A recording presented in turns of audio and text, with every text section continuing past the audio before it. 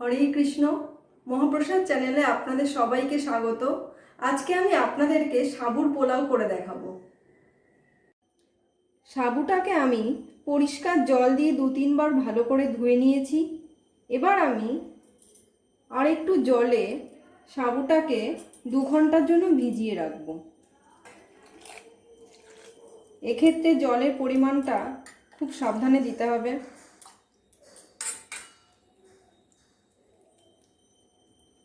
সাবুগুলো just ডুবে গিয়ে ওপরে অল্প সামান্য একটু জল থাকবে। দেখুন, এইভাবে আমি 2 ঘন্টার জন্য সাবুটাকে ভিজিয়ে রাখবো। কড়াইতে আমি একটু সূর্যমুখী তেল গরম করতে বসিয়ে দিয়েছি। তেলটা গরম হলে এই তেলের মধ্যে আমি একটু সন্ধ্যক লবণ দিয়ে দেব।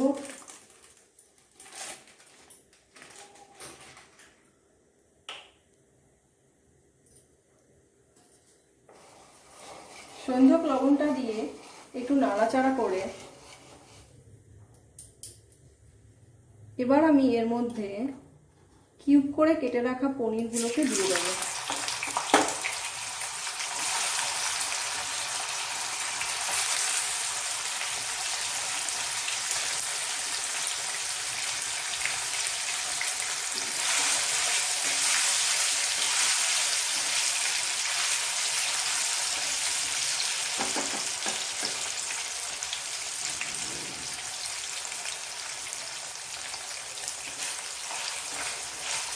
এই সাবুর পোলাওটা কেউ একাদশী করলে করে খেতে পারেন, খেতে খুব সুস্বাদু হয়। পনিরটা একটু হালকা ভাজা ভাজা হলে আমরা এটাকে কড়াই থেকে তুলে নেব।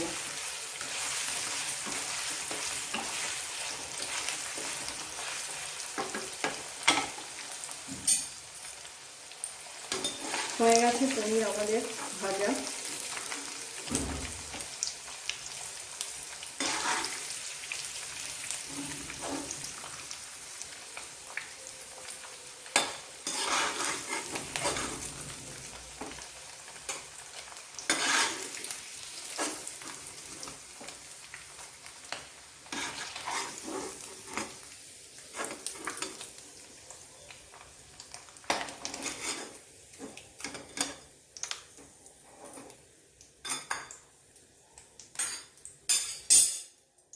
এবার এই তেলের মধ্যেই আমি 1 চামচ ঘি দেব।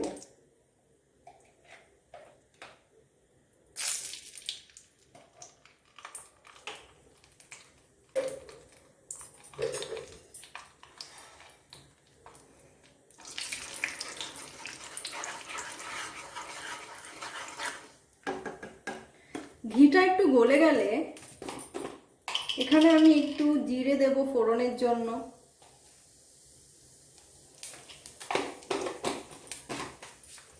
কেউ চাইলে এর মধ্যে একটু গোটা গরম মশলাও অ্যাড করতে পারেন, কিন্তু আমি বিশেষ করে একাদশীর কথা মাথায় রেখে আমি এখানে শুধুমাত্র জিরে দিচ্ছি। কারণ কেউ যদি একাদশী করে এই পোলাওটা করেন তাহলে তিনি শুধুমাত্র জিরে দিয়ে এই পোলাওটা করবেন। ফোড়নটা একটু ভাজা ভাজা হলে আমি এর মধ্যে কেটে রাখা ফুলকপিগুলোকে আস্তে আস্তে দিয়ে দেব।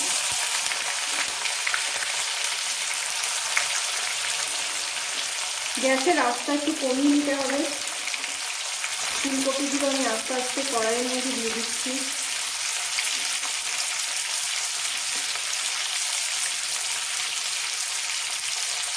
ফুলকপির সঙ্গে আমি ছোট ছোট টুকরো করে কেটে রাখা আলুগুলো দিয়ে দিচ্ছি।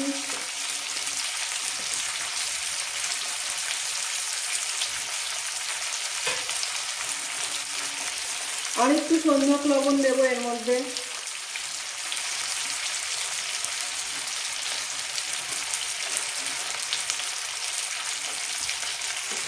গ্যাসের আঁচটা মিডিয়াম করে এটাকে একটু নাড়াচাড়া করতে দিতে হবে।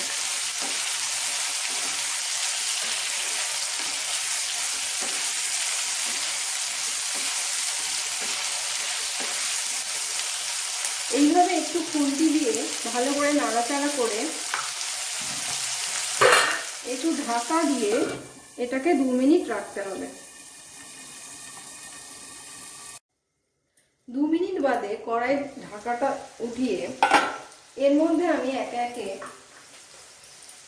কাজু বাদাম, কিশমিশ,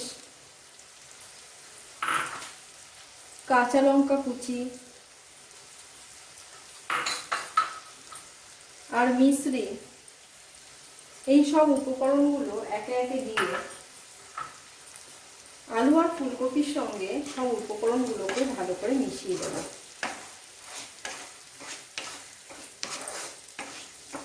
এখন আমি গ্যাসের আঁচটা একটু মিডিয়াম করে দিলাম।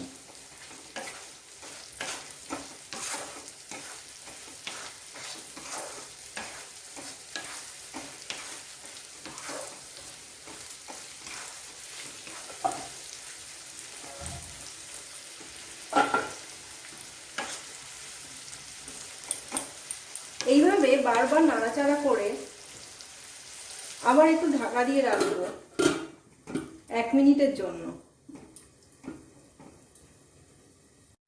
এবার আমি কড়াইয়ের ঢাকাটা খুলে এই উপকরণগুলোকে আবার একটু খুন্তি দিয়ে নাড়াচাড়া করে এর মধ্যে আমি সাবুগুলোকে দিয়ে দেবো।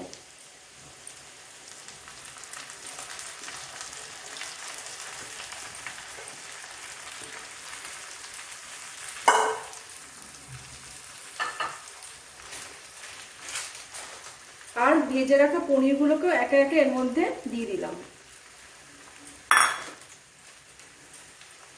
আর একটু সন্ধক লবণ দিয়ে দেবো। আগে আমি একটু সামান্য দিয়েছিলাম তেলের মধ্যে সন্ধক লবণ, এখন আর একটু দিয়ে দিলাম। দিয়ে সব উপকরণগুলোকে ভালো করে সাবুর সঙ্গে মিশিয়ে দিতে হবে।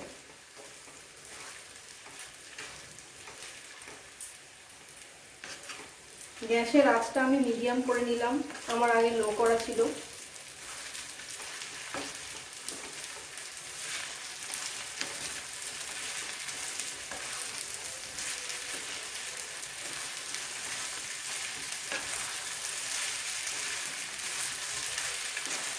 এইভাবে বারে বারে খুন্তি দিয়ে সাবুর পোলাওটাকে নাড়াচাড়া করতে হবে, তা না হলে কড়াইয়ের নিচে ধরে যাওয়ার একটা সম্ভাবনা থেকে যায়।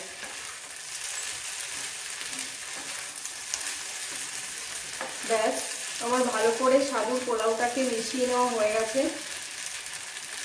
এবার আমি এটাকে একটু চাপা দিয়ে রাখবো।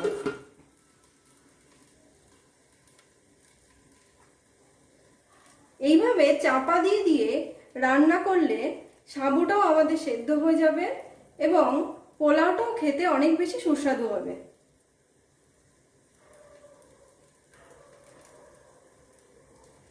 আবার আমি কড়াইয়ের ঢাকাটা তুলবো, তুলে খুন্তি দিয়ে আবার এটাকে নাড়াচাড়া করব।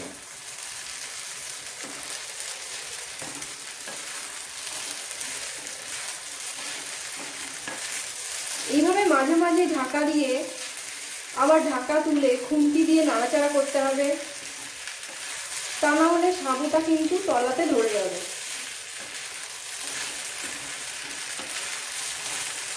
দেখুন, আমার সাবুর পোলাওয়ের সাবুগুলো কিন্তু এখনো খুব ঝরঝরে রয়েছে।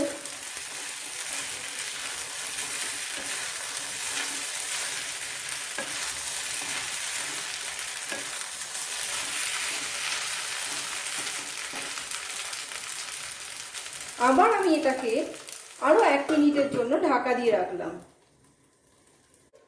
1 মিনিট পরে কড়াইয়ের ঢাকাটা খুলে এটাকে আমি আবার নাড়াচাড়া করছি খুন্তি দিয়ে। এবার আমাদের সাবুগুলো কিন্তু ভালো করে সেদ্ধ হয়ে গেছে। দেখুন, সাবুগুলো কালার চেঞ্জ হয়ে গেছে। এবার গ্যাসটা মিডিয়াম করে এটাকে অনবরত নাড়াচাড়া করে যেতে হবে কিছুক্ষণ।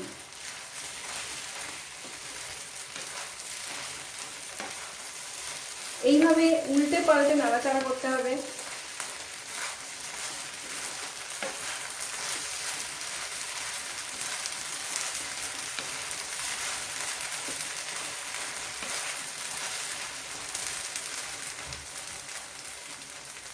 শেষে আমি এর মধ্যে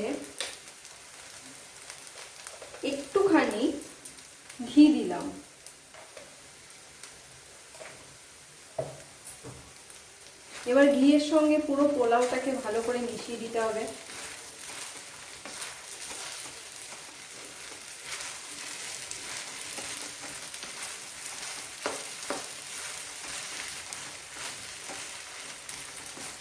আর আমাদের সাবুর পোলাও এখন পুরোপুরি তৈরি হয়ে গেছে। এবার আমি এটাকে কড়াই থেকে নামিয়ে নেব। আমার রাধা মাধবের জন্য সাবুর পোলাও একদম রেডি হয়ে গেছে। হরে কৃষ্ণ।